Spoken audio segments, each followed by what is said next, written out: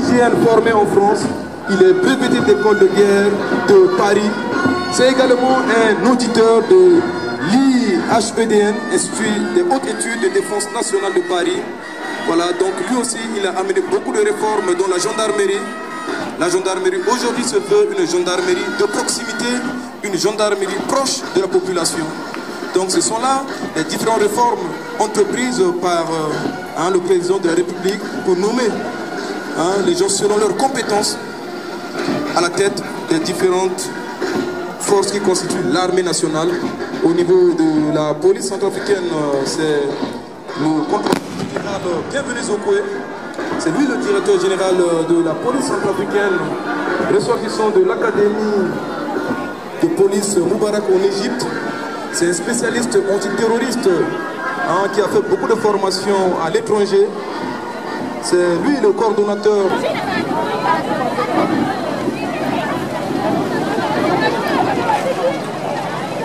Pour le défilé, colonne par 10, cadence normale, dynamos, en avant, marche. Le top vient d'être donné par le président de la République, le professeur Faustin Archange Touadéra, pour que le défilé puisse commencer. Et c'est le commandant ensemble, le général Victor Yakou, général-major de l'administration, qui a demandé la permission, qui a demandé l'autorisation au président de la République pour que le défilé militaire puisse commencer. Effectivement, le rappel de la cour de la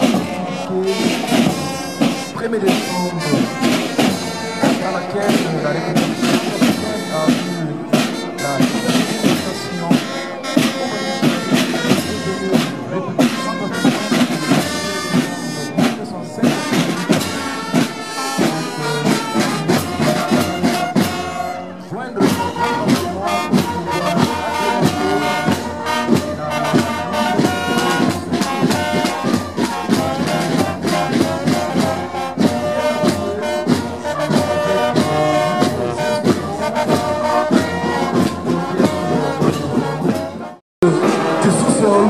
dont notre pays dispose, et le rouge qui symbolise le sang versé par nos aïeux pour la fête que nous sommes en train de célébrer aujourd'hui.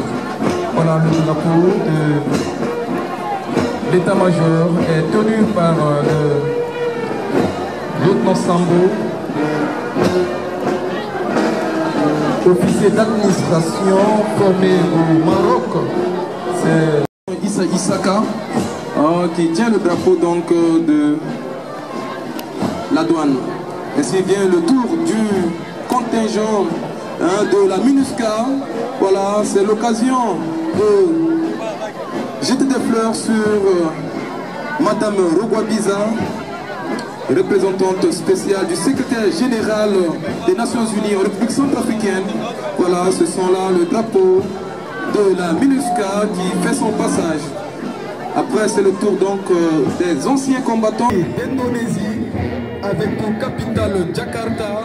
C'est eux qui font leur passage. Où nous voyons le capitaine Tito Riaza qui est en train de saluer ici avec son sabre tenu à 45 degrés.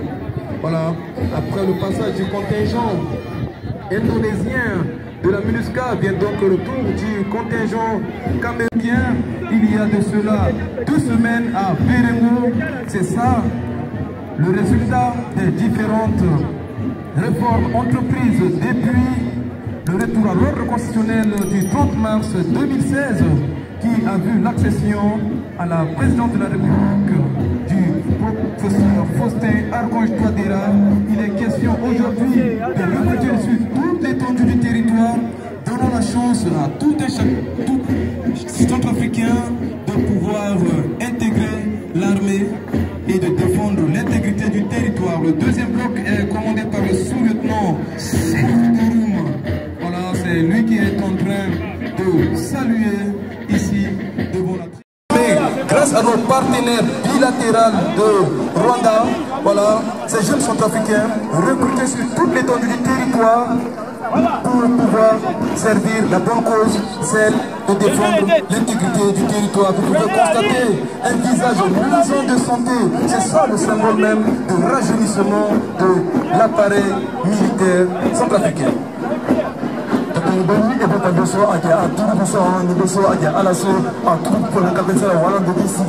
De faire son passage.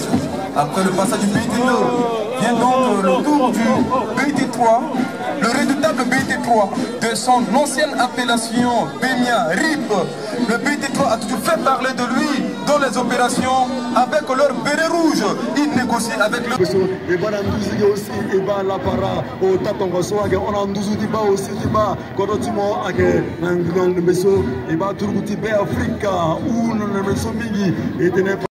La gendarmerie Banige et Sara d'aujourd'hui.